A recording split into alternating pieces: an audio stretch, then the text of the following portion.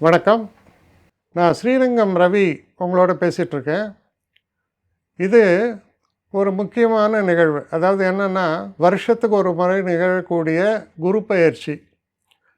எப்போவுமே இந்த பயிற்சிகளில் 3 பயிற்சிகளுக்கு இம்பார்ட்டன்ஸ் உண்டு. ஒன்று குரு பயிற்சி, இன்னொன்று சனி பயிற்சி, இன்னொன்று இந்த ராகு கேது பயிற்சிகள். இதில் குரு பயிற்சிங்கிறதுக்கு சுபமான ஒரு விஷயம். ஏன்னா ஒரு பிளானட்லேயே 100% சுபமானவர் குரு.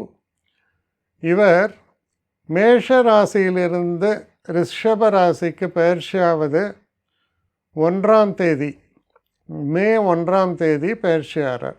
இவர் இருக்கக்கூடிய காலம் கிட்டத்தட்ட மே மாதம் 14ஆம் தேதி 2025 அது வரைக்கும் அவரை அந்த ரிஷபராசியில் சஞ்சாரம். இப்போது இதில் முக்கியமாக நம்ம என்ன பார்க்குறோன்னா, இந்த வாட்டி குரு மிக வேகமாக நகர்ந்து 1 டிகிரிலேருந்து 27 டிகிரிக்கு கிட்டத்தட்ட 9ஆம் தேதி அக்டோபருக்குள்ளே நகர்றார். ரொம்ப ஒரு வேகமான ஒரு மூமெண்ட் அது. 27 டிகிரிஸ் அவர் கவர் பண்ணுற காலம் பார்த்திங்கன்னா 110 நாள் தான். அவ்வளோ வேகமாக அவர் நகர்றது. அதுக்கப்புறம் என்ன ஆகுது, ரிவர்ஸ் மூமெண்ட் வரும். அதாவது வக்கரகதி சொல்கிறோம். இந்த வக்கரகதி கிட்டத்தட்ட ஜனவரி முடிய அந்த வக்கரகதியில் இருக்கார். அதுக்கப்புறம் நேர்கதியில் அவர் போய் மே 15 அவர் அடுத்த சைன், அதாவது மிதுன ராசிக்குள்ளே பிரவேசம் பண்ணுவார். இதுதான் அவருடைய மூமெண்ட்டாக இருக்குது. இப்போ இந்த காலகட்டத்தில் நம்ம பார்க்குறோம், முக்கியமான ஒரு விஷயம் இந்த காலகட்டத்தில் என்ன அப்படின்னு நம்ம பார்க்கும்போது, இந்த குரு ஆரம்ப காலத்தில் அஸ்தமன அப்படின்ற ஒரு கணக்கு இருக்குது. அந்த அஸ்தமனம்ங்கிறது ஜூன் 2ஆம் தேதியிலேருந்து வெளிவருகிறார். அப்போ என்னென்னா, மே மாதத்தில் பெரும்பாலும் அந்த மாற்றத்திற்கான பலன்கள் உடனடியாக நிகழாமல் இருக்கலாம். ஆனால் ஜூன் மாதத்துலேருந்து அதனுடைய பலாபலன்கள் ஏற்படும். இப்பொழுது நாம் 12 ராசிகளுக்கு தொடர்ந்து பார்க்கலாம். மகர ராசி. மகர ராசி நேயர்களை பொறுத்த வரைக்கும் உங்கள் ராசிநாதனானவர் சனி. அந்த சனி இப்போ எங்கே இருக்கார், 2ஆம் வீட்டில் இருக்கார். அப்போ இது 7.5 சனியுடைய ஒரு பாத சனின்னு சொல்லுவோம். அது இது ஒரு வருஷம் இருக்குது. அதாவது 2025 ஏப்ரல் வரைக்கும் இருக்குது. ஆனால் இந்த குரு மே 1ஆம் தேதி ரிஷபத்தில் போகிறவர் அந்த இடத்துல இருக்கக்கூடிய காலம் மே 15 வரைக்கும் 2025.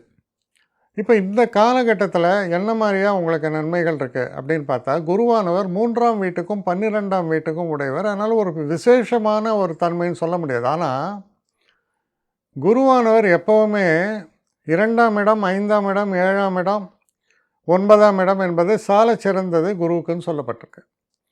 அப்போ பாருங்கள், குரு இப்போ என்ன செய்கிறார், 5ஆம் வீட்டுக்கு போகிறார். 5ஆம் வீடுன்னு சொன்னால் அதனுடைய அர்த்தம் என்னென்னா, பதவி, புகழ், பெருமை, புத்திர ஜனனம், இதெல்லாம் சொல்லிருக்கு. புத்திர ஜனனம் அதை குழந்தை பிறக்கும். அதே மாதிரி உங்களுக்கு பதவி, புகழ், பெருமை இதெல்லாம் பற்றி பேசியிருக்கு. அதனால் 5ஆம் இடத்துக்கு போக குரு ரொம்ப ரொம்ப சிறப்பானது. முக்கியமாக நம்முடைய, அதாவது 5ன்னு சொல்வது என்னென்னா உங்களுடைய தலைப்பகுதி, மூளை.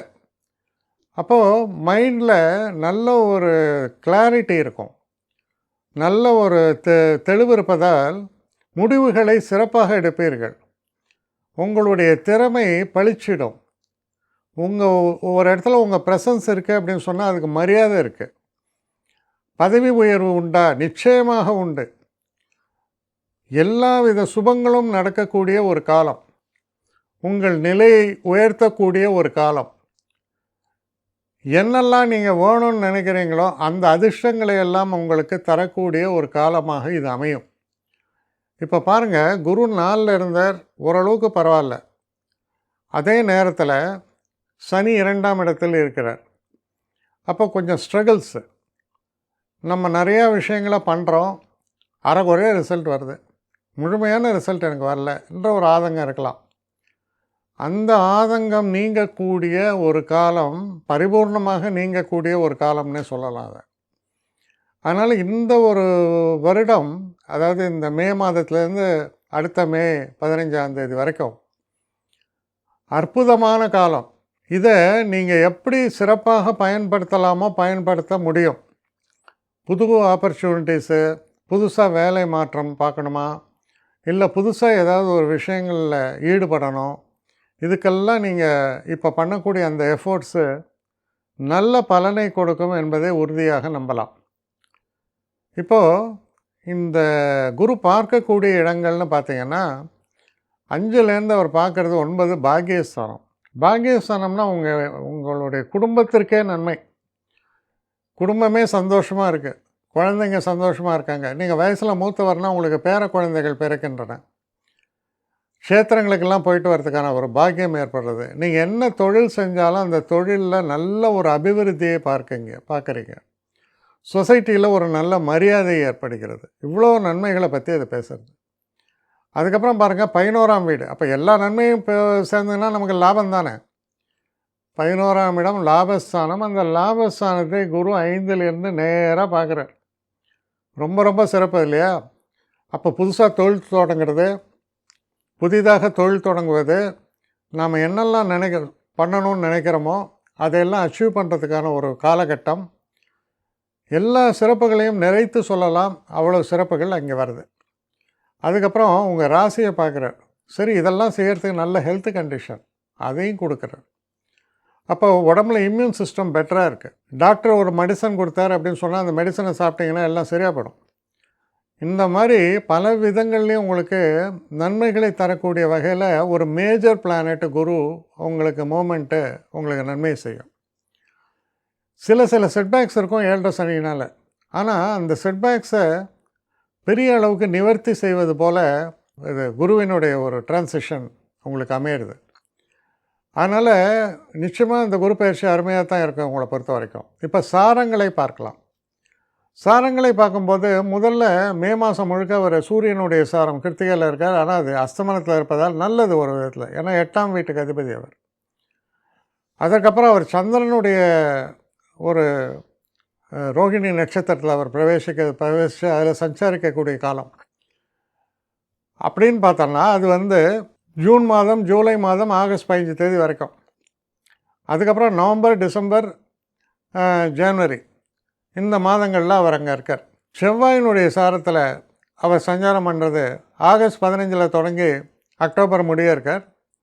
அதுக்கப்புறம் பார்த்திங்கன்னா மார்ச், ஏப்ரல், மே 15 இந்த மாதங்களில் அவர் அங்கே இருக்கார். இப்போது இதில் 2 விஷயம் நம்ம பார்ப்போம். சந்திரன்னா 7ஆம் வீட்டுக்கு உடையவர். அப்போ 7ஆம் வீட்டுக்குடைய சந்திரனா இவர் ஏற்கனவே உங்களுக்கு 5ல் இருக்கிறதுனால திருமணம் நடக்காமல் இருக்கிறவங்களுக்கு திருமணம் நிச்சயமாகி அந்த திருமணம் நடப்பதற்கான ஒரு வாய்ப்புகள் எல்லாம் ஏற்படக்கூடிய ஒரு அற்புதமான காலமாக இது அமையிறது.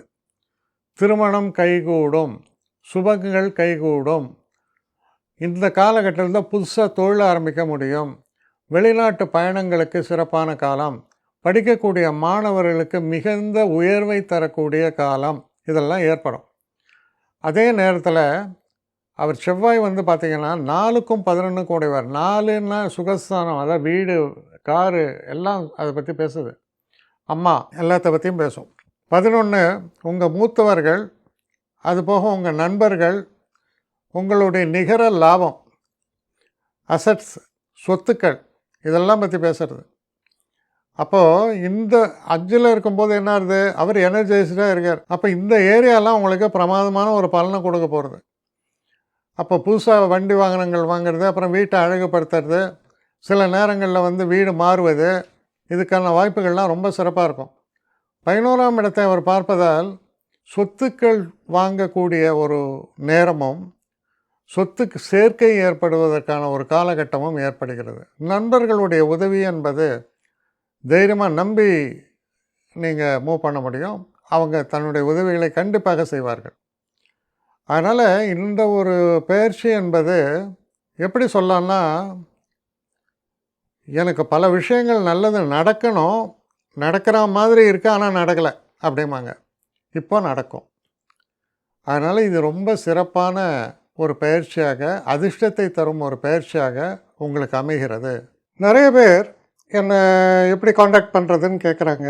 ஸ்ரீரங்கம் ரவி 1 ஒன்றுன்னா ONE போடக்கூடாது. ஸ்ரீரங்கம் ரவி 1ஆம் நம்பர் ஸோ srirangamravi1@gmail.com இந்த அட்ரஸ்க்கு எனக்கு என்ன மெயில் அனுப்பணுமோ உங்களுடைய குவரிஸ் அனுப்புங்க.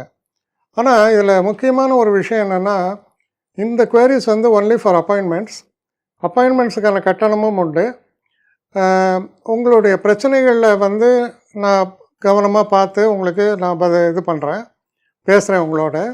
ஆனால் எல்லாமே டெலிஃபோன் மூலமான ஒரு டிஸ்கஷன்ஸாக தான் இருக்கும். ஆனால் இதில் முக்கியமான ஒரு விஷயம், அவசியம் உள்ளவர்கள் மட்டும் இதை உபயோகப்படுத்திங்க. வணக்கம்.